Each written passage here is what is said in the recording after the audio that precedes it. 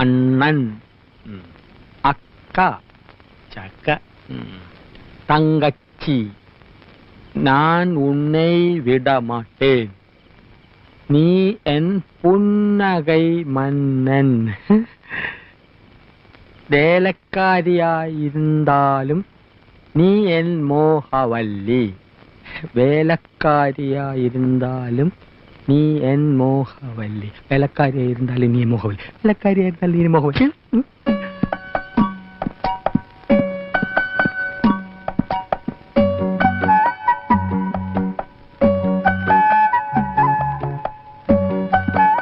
എന്താണ് അവിടെ?